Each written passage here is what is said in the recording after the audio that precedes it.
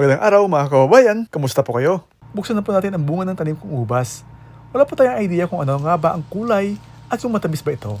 Halika't samahan niyo po ako mga kababayan sa video na to.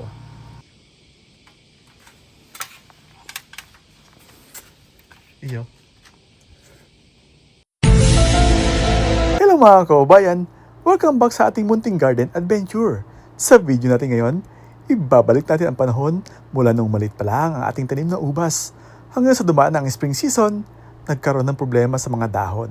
Biyantayan natin ang bunga hanggang sa dumating ang araw na yan po ang abangan natin sa video na to. Kaya kung gusto niyo malaman kung ano po ang nangyari sa ating ubas, samahan niyo po ko hanggang dulo. Balik tayo sa simula. Dito nagsimula ang lahat. Nung una, simpleng tanim lang ito. Maliit pa at parang wala pang kasiguraduhan kung maging successful ba ang ating grape growing journey. Pero alam nating sa gardening kailangan ng tatlong bagay: patient, care, at maraming paghihintay. A few years later. Tatapos lang po ng winter season at dumating na nga ang spring season. Dito na talaga natin makikita na parang biglang nagising ang ating ubas. Habang lumalaki ang halaman, unti-unti rin itong naglalabas ng mga bagong dahon at sanga.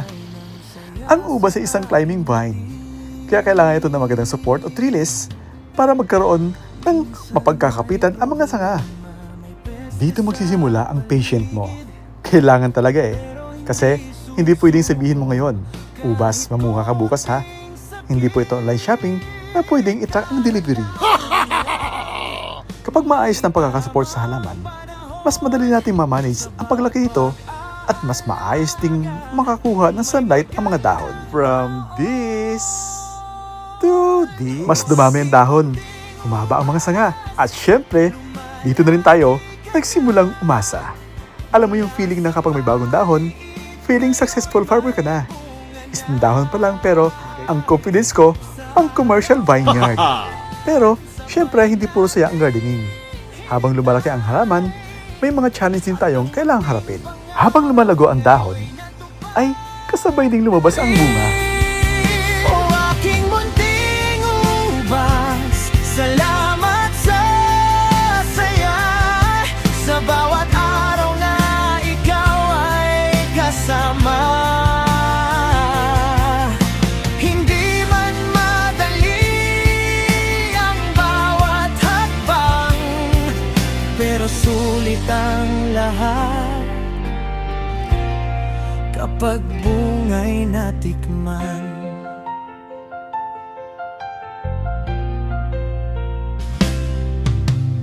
Nang dumating ang peste, dahon ay nasaktan, kaya't buong ingat sinubukan kong alagaan.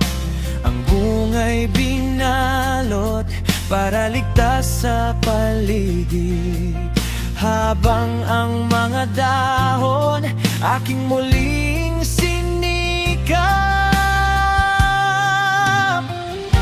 At habang lumilipas ang mga araw, unti-unting nagbabago ang kulay.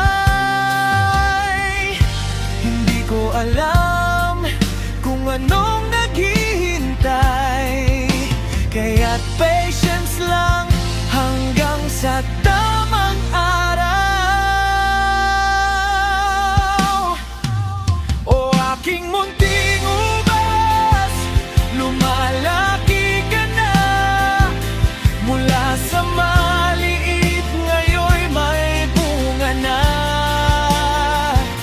Sa araw at ulan, sabay nating hinintay, at ang munting pangarap ngayon'y natupad na rin. Pero syempre, hindi puro saya ang gardening. Habang lumalaki ang halaman, may mga challenge din tayong kailangang harapin. At dito tayo nagkaroon ng problema. May mga pesting nagsimulang umatake sa mga dahon. Makikita ninyo na may mga dahon na ay butas, may damage, at hindi na kasing ganda ng dati. Importanteng bantayan ang mga dahon dahil ang malaking bahagi ng paglaki ng ubas ay nakadepende sa healthy leaves. Ang dahon ay gumagawa ng pagkain ng halaman, sa pamamagitan ng photosynthesis. Sa simpleng salita, gamit ang halaman ang sunlight, tubig, at carbon dioxide para gumawa ng pagkain. Parang tayo rin, kailangan ng pagkain para mabuhay. Ang kaibahan lang, tayo ay kailangan ng rice. Si ubas, sunlight ang kailangan. Pero syempre, hindi natin pwedeng pabayaan ang peste. Kaya bumili ako sa tindahan ng pest control para maprotektahan ang mga dahon. Pero dito, kailangan natin maging maingat. Kapag gumamit ng anumang spray o pesticide, importante na sundin ang label, tamang dosage, tamang timing, at safety precaution. At higit sa lahat, hindi natin gusto madamay ang bunga. At habang may problema sa mga dahon, may isang bagay talagang gusto natin protektahan. Ito nga ang bunga. Dito nagsimula ang misyon natin. Dahil gusto nating maprotektahan ang grapes cluster, binunutan natin ng paper cover ang mga bunga. Ang paper covering ay nakakatulong bilang physical barrier laban sa ilang insects, pests, at iba pang environment factors. Papasok natin siya, saka natin itali ng alambre. May alambre pala siya nakasama.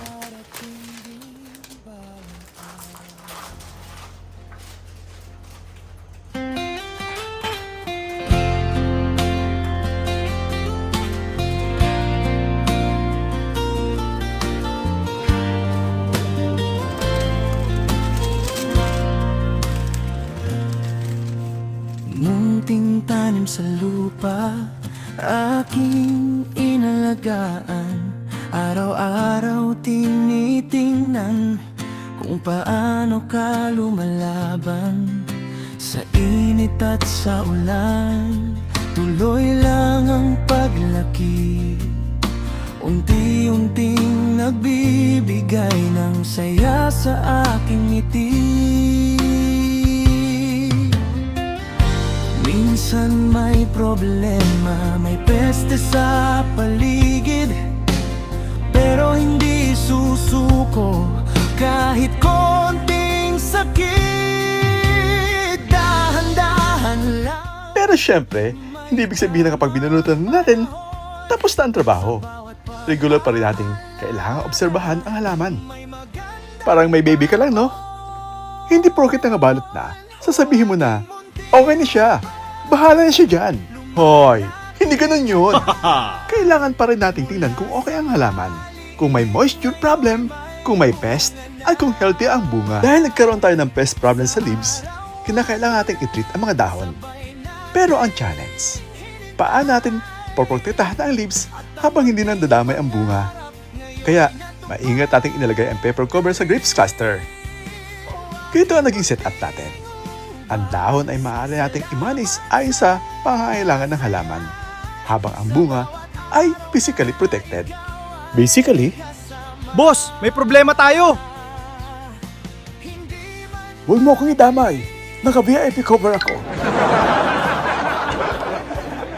Pero syempre, joke lang. Ang pinaka-importante pa rin ay maging maingat sa anumang treatment na ginagamit sa halaman, lalo na kapag edible fruit ang inaalagaan.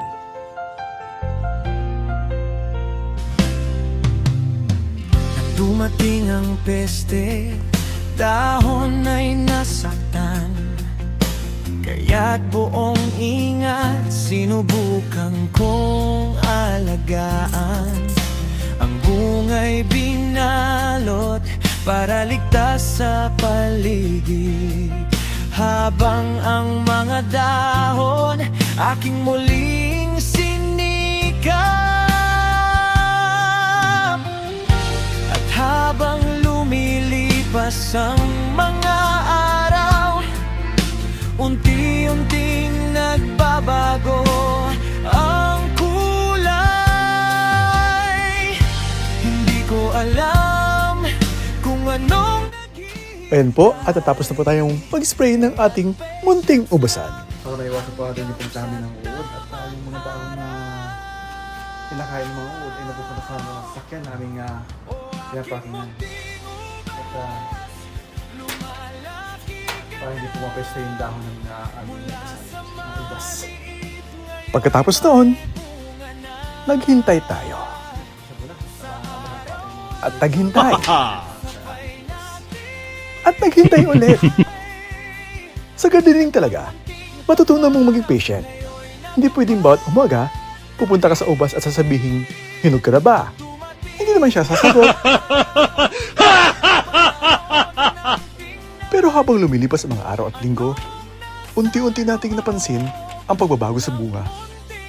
From small green grapes, unti-unti sila nagkaroon ng color, size, at mas mature na appearance. Ang pagbabago ng kulay ay isa sa mga senyalis na maaring papunta na sa ripening stage ang grapes. Pero hindi lang kulay ang dapat tingnan. Importante rin ang firmness, sweetness, aroma, at overall development ng fruit. Okay mga garden, ito na. After all the waiting, after sa mga peste, after sa pag-spray, after sa pagbabalot, today, bubuksan na natin ang paper cover. Pero honestly kinakabahan ako. Kasi baka pagbukas natin, surprise, wala palang surprise. Or baka naman green pa rin. Pero wala tayong magagawa. Bubuksan na natin. Salamat sa saya, sa simpleng pag-alaga, may gantimpala pala. Sa bawat tanim na ating inalagaan, may kwento at saya. Sa oras ng harvest natin, tanim ngayon. Ayun na, at bubuksan na natin. In 5, 4, 3, 2, 1. Wow! Wala. Ayun na mga kababayan, tingnan nyo. Finally, after all those weeks of waiting, Wow! may bunga na tayong pwedeng i-check. Honestly, ito ang isa sa mga pinaka-satisfying na part ng gardening. Hindi mo alam kung ano magiging resulta hanggang makikita mo mismo at itong ubas natin. Surprise! Hinog na! Harap.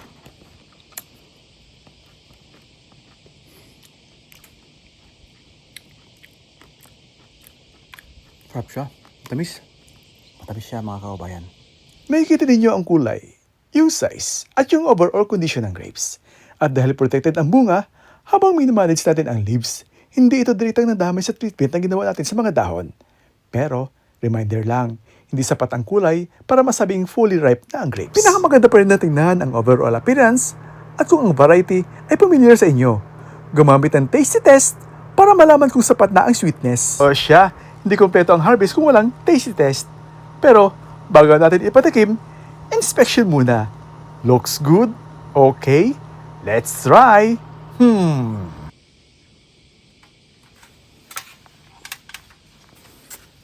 Iyo. Delicious. Delicious. 本当。そう、本当に。終わった。本当。いいね。いい。 So, ay, ating kapatid. Tayong bunga.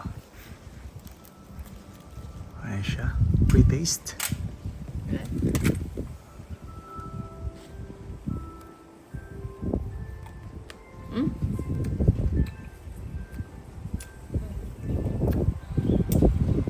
Dapat di mo kinaya pala. Kaya nga. Pre-taste. Medyo hilaw-hilaw pa kasi. Hilaw pa ba yun? Hilaw-hilaw Pero pa anong siya. lasa niya? Sarap naman. Matamis na. Matamis na. Oo. May buto lang siya, no? Ay ba ito? Pwede na ganun kadami. Pwede na. Teka, isa pa. At ipagbalat ko. Gusto ko kasi makuha ang tunay na reaksyon ng aking kapatid. Kaya hindi na nila yun. Ito na, papatikin ko sa ito. Hindi, okay na ako, kuya. Tama na yun. Ito. Hindi ka sa upan ng ganyan. Eh. Gusto kong makuha yung reaction mo. Ayan na. Hindi ko na-gets yung reaction mo eh. Reaction talaga. May buto kasi. Ay,